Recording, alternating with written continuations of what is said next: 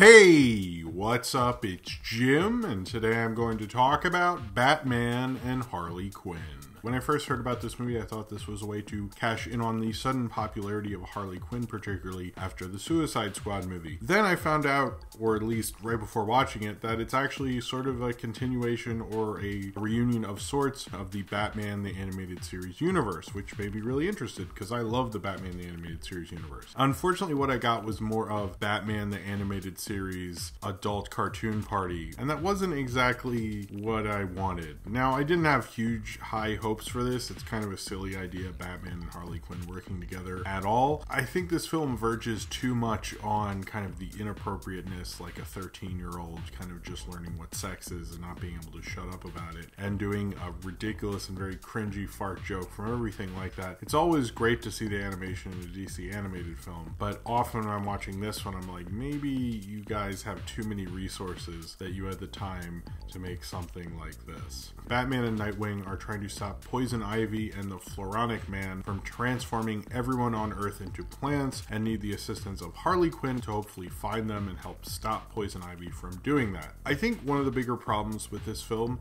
is it's called Batman and Harley Quinn, and it never exactly makes up narratively precisely who it's going to follow over the other, or if it's going to do both or something like that. Really, this movie could have been from Harley Quinn's perspective and about her relationship previous with Poison Ivy, and you could have had a nice little intro with that and followed that, and it could have made sense. Or you could have just made this more of a Batman mystery kind of a thing. It sort of doesn't do either, and brings in a lot of kind of like the really awful fart joke where Harley Quinn farts in the Batmobile a bunch until they let her use the bathroom, and things like that that I don't really love. It doesn't really help to kind of build an interesting movie or story, really. There's a lot of kind of throwaway Harley stuff. One time she sings Blondie's the telephone song, Wanting on the Telephone or something, which I think is a cover, but anyway, when Blondie did it, but it's obviously a cover. Harley Quinn didn't write it. That I think go on way too long in some cases. They don't really focus enough on the story, which is disappointing because that's probably the thing I think about most when I think about Batman the Animated Series, is how good the writing was and how good the storytelling is, and this did not recapture that. Certainly it brings back certain voice actors and Bruce Timm, but it doesn't really get to the heart of what that show was. Now, I'm not saying every episode was absolutely perfect, but the main thing that kind of shocked people is just having really well told Batman stories, and this doesn't sort of live up to that. And it's also like, why are you trying to shoehorn in both these characters? I understand Harley Quinn's popular, but couldn't you have just done a Harley Quinn movie or just done a Batman the Animated Series movie? Certainly we're just coming up on the 25th anniversary of that, and also the DC animated kind of universe that Batman the Animated Series started and then was kind of over with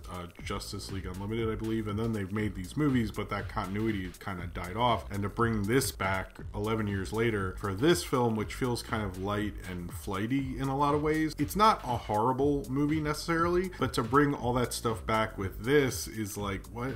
Why? Like, why couldn't you have had like a big epic amazing kind of interesting story, but instead you have Batman and Harley Quinn, and you don't even really have them, because certainly Kevin Conroy and Lauren Lester come back, both the original voices of Batman and Robin, who's now Nightwing in this, but they don't have the original Harley Quinn Arlene Sorkin, or even, you know, someone who's done Harley Quinn voiceovers a lot like Tara Strong. Instead, they have an actress, Melissa Rauch, from, I think that's how you say it, from The Big Bang Theory. And now I don't hate her because she's on The Big Bang Theory, but it's kind of like, that's not a casting that I go, oh, cool. Like, I would have understood Tara Strong even though she's not Arlene Sorkin, but this is like, I don't get what you're doing. Because I mean, I sort of get in a way why having Harley Quinn in this, because Bruce Timm helped create Harley Quinn. She was probably the biggest, most successful character that they created from Batman the Animated Series. To have her be reunited with that, sure, I guess in a way, yes, that makes sense, but like, why have this other actress do it? Like, I like Pageant Brewster as Poison Ivy, who certainly wasn't Poison Ivy in the animated series, but she did a really good job. But it is a little weird, like, why they didn't bring those actresses back. Maybe they saw the script and were like, there's no fucking way I'm gonna do this at all. This sounds awful. And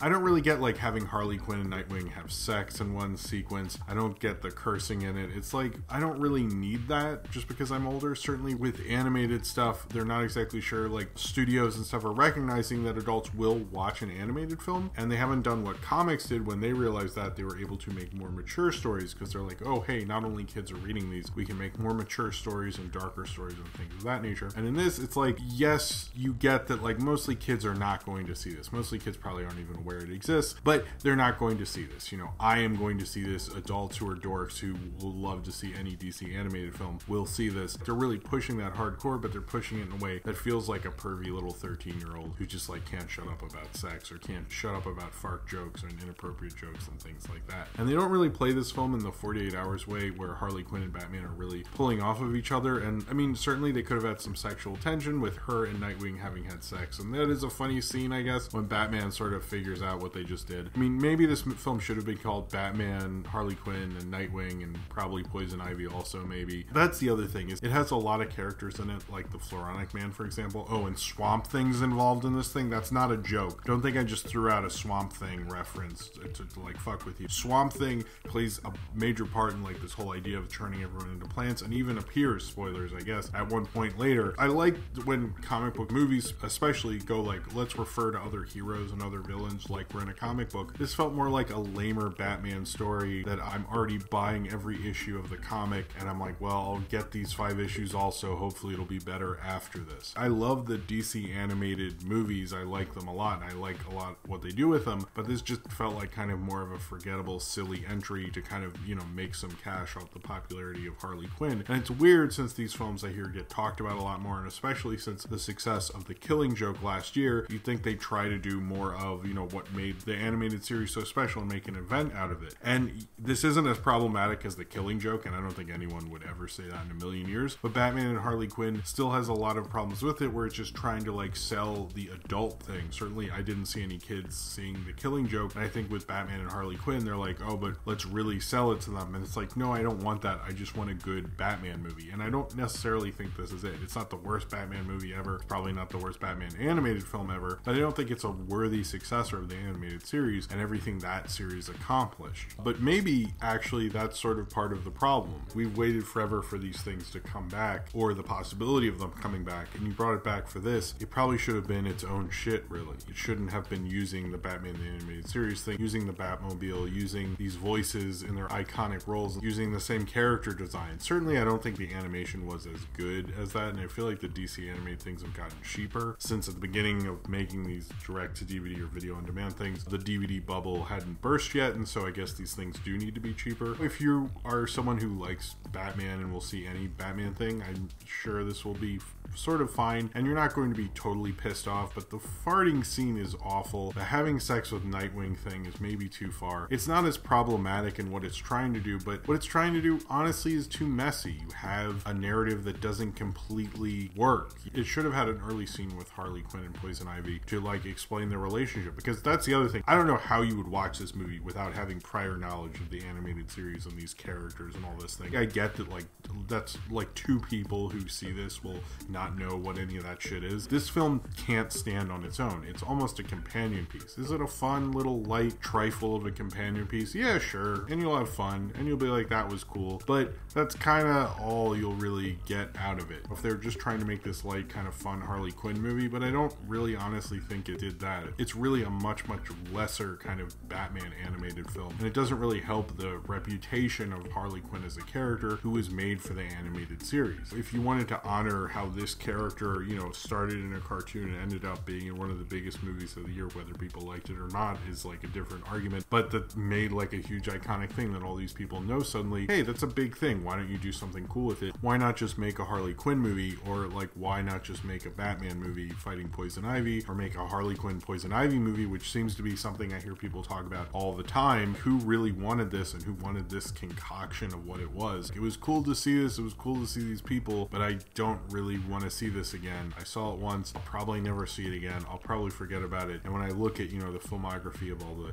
animated kind of direct to DVD, VHS, streaming, video on demand DC movies, I'll probably go, oh yeah, that one. It's kind of like a shittier version of the Batman Sub-Zero movie, where it's like, yeah, it's not the greatest adventure in the world, but in that case, I still had a great time with it and was like, oh, cool. I haven't seen Batman Mystery of the Batwoman, the other Batman animated series movie, so I can't say definitively me that this is the worst one, but as of right now, this is the worst one because it's not going to touch Mask of the Phantasm. And the real funny thing is how immature this film felt despite having technically more adult content. I think Mask of the Phantasm was a very mature movie. The Sub-Zero film, I think, whatever it was called, that was a much more mature film, frankly, compared to this. But they were tight, very well told stories. If you want to have all these inappropriate things in it, if the story warranted it, I would have understood. But like having Nightwing have sex with Harley Quinn was just to be like, oh, you can do that. We don't have the restrictions of being broadcast for kids on a major network, so we're going to do all the inappropriate stuff. I don't think that's what anyone really wants, to be honest. We just want a good Batman film, and I think that's honestly what I've always put these kind of animated films up to, that kind of bar. I always just wanted them to make the best kind of film, probably mostly for the fans, but it's also cool to, you know, just see a good DC movie, frankly, even if it's animated. And sadly, the last two Batman films I've seen, that I haven't seen the Adam West one, but this one and The Killing Joke, have been a bit disappointing. All the legacy stuff, frankly, makes this film a lot worse than it really is, but if you take that all away from it, it's just kind of this light little trifle of an animated film. But it's also like, you can't take that away from it, because without it, you would barely understand what's going on in this movie, because it needs that to set it up, and that's really the problem. It's kind of just a companion piece, little light thing, and it's really for fans only and completionists. And honestly, for them, they'll probably just see it once and throw it on a shelf while it collects dust. And that's probably the best fate that this film could really have, and it's probably also the perfect fate for a film like this also. So if you have seen Batman and Harley Quinn and you would like to talk about it, then comment below in the comments and subscribe if you would like to.